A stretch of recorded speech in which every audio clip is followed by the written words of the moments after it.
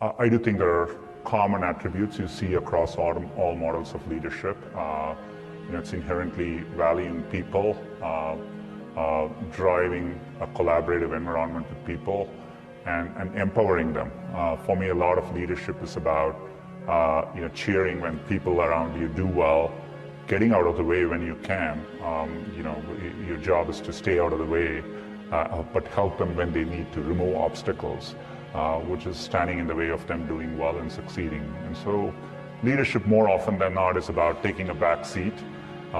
Even if you're in a meeting, the higher up you are, it's tough actually to understand what's going on, so speaking as less as possible, listening more to what is around you.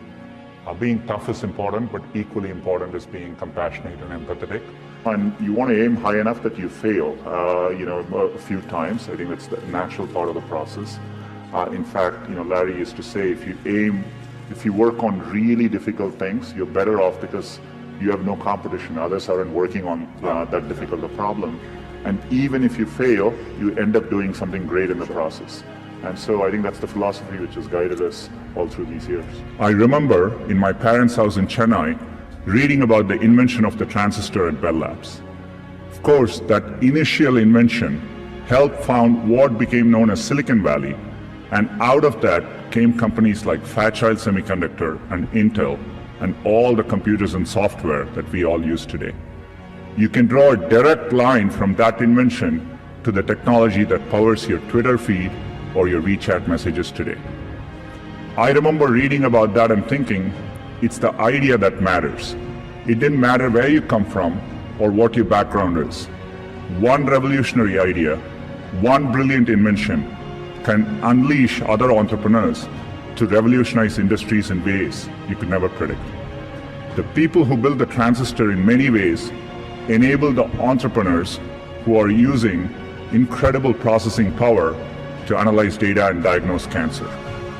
In the same way, the invention of smartphones and GPS has enabled other companies to build apps that revolutionize the way we travel around cities. I grew up in Chennai, in India, and grew up modestly, but I was privileged to have a culture of knowledge, and my parents did a lot to help me get that. I was passionate about technology growing up.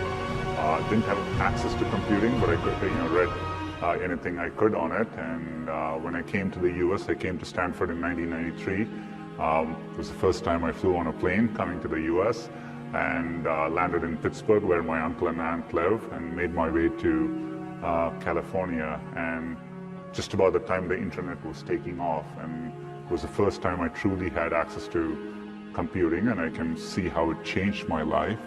I still carry that with me today, the power of technology to impact people positively, and I think you see the evidence of it both in US and increasingly in India as well. Working in the real world, I would say, it is important to be well-rounded. It's important to try different things, take some risks. I would encourage people to follow their passions a little bit more, to follow set lanes throughout your career. You're in high school, you're thinking about college. I get very surprised people come to IITs and immediately they're thinking about IIMs and so on. I think it's important to get real-world experience.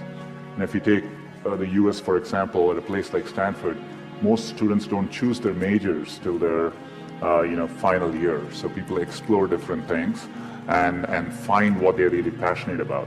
So I think those are all good things to aspire to. I think I would like to see people value creativity, value experience of doing things, taking risks, and academics is important, but it is not as important as it's also made out to be.